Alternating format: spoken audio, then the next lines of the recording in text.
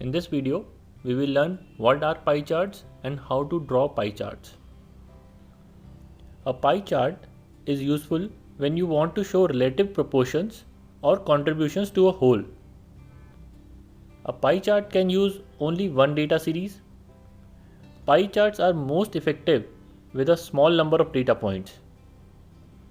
For example, you must have seen such kind of pie chart showing the votes or seats won by different political parties during elections.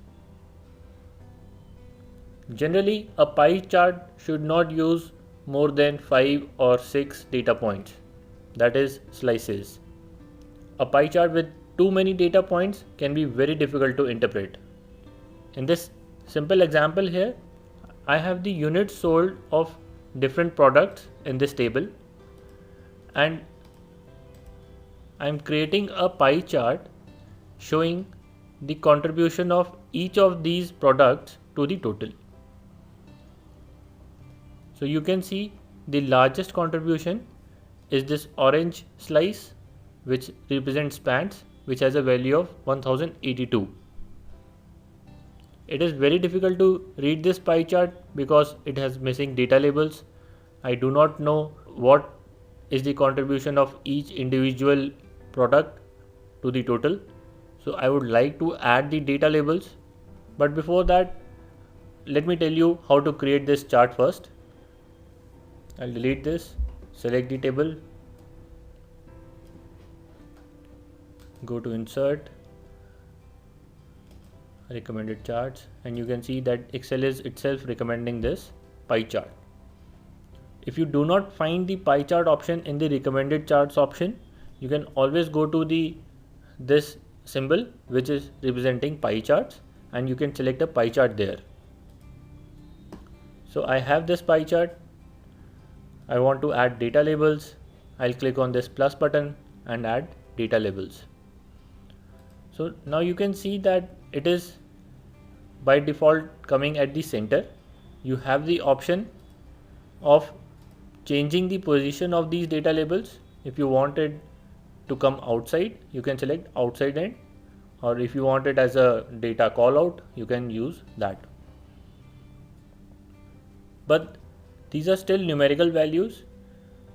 If you would like to see the percentage contribution of each product, you can go to the data series formatting options, and instead of value here, you can put percentage.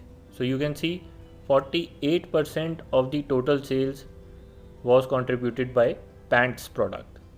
If you want multiple data labels, like if you want category name and value and percentage, you can add all of those. All these three information will be shown separated by commas. If you want to highlight any particular product, so for example, I want to highlight that only 8% of my sales is contributed by shirts, you can select that particular slice by double clicking on it and dragging and dropping it somewhere else. So this is called exploding the pie chart. You can explode individual slices or more than one slices also. This draws attention of the viewers towards this particular contributor to the slice. Now let us go to the pie chart options and let us look what are the different types of pie charts we can draw. So the first one we have already drawn, which is a simple pie chart. The second one is a 3D pie. It is exactly similar to the previous one, just that it has a third dimension of giving the height to that pie, which is really useless. But still, to make it more visually appealing, you can probably choose a 3D pie chart. Then these next two options are pie of pie, and the second one is bar of pie. The pie of pie and bar of pie chart enables you to display a secondary chart that provides more detail for one of the pie slices. For example, if I have data like this, the fourth contributor, which was others, if it has 4 separate subcategories. If I create a single pie chart of all 7 of these, the pie chart will be very cluttered. And I also want to emphasize that the last 4 are not a separate product for us. We consider them as a single others product. It has just 4 subcategories to it. In that case, what I can do is I can plot a first pie chart which will have 4 products: shirts, pants, jeans and others. And this others pie will be exploded into another pie and it will have 4 other slices. So this secondary pie chart or the bar chart can clearly provide the additional breakdown of the others contributor. So how to draw this? Let me delete this one first. Now select this table and select the pie of pie chart. You can see that pie of pie chart is not in the recommended charts option. So I'll go to all charts, pie, and I'll select the pie of pie chart. You can see that instead of last 4 subcategories which were to be combined, it has added only last 3 categories. The others socks category is part of the main pie instead of being part of the secondary pie. To correct this, we will select the pie. We will go to the data format data series options. In this third option, since we want the last 4 subcategories to be part of the secondary pie, we can select this position option and tell it that the last 4 values in my table should belong to the secondary pie. You can see this is a chart that we actually wanted. There are other options of splitting this series also. For example, if you select value here, you can tell it below which value you want to transfer the slices from primary chart to secondary chart. So for example, if I put 4000 here, all the individual categories which have value less than 4000 will be part of secondary chart, and which have more than 4000 value will be part of the primary chart. So it is giving the same result. Similarly, there is a percentage value which you can give. Again, if I put 20%, it creates a chart. So probably nearly 15% will give me the right chart which I intend to draw. There it is. And the last option to draw here is custom, where I can select a particular pie, a particular slice of a pie chart, and tell it to go to primary plot or the secondary plot.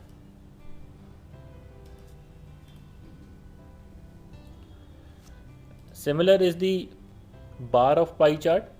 If I select this one and change the chart type to bar of pie chart, only that the secondary pie chart is now a bar chart, and the contribution of each subcategory is the height of this bar. So it is like a stacked bar column, and the height of each subcategory is telling you the contribution of each subcategory. Again, remember that a pie chart should have data labels. So we will select the data labels to be outside or best fit, whichever you prefer. If you want it to be percentages, you can always select those and change the label options to percentage.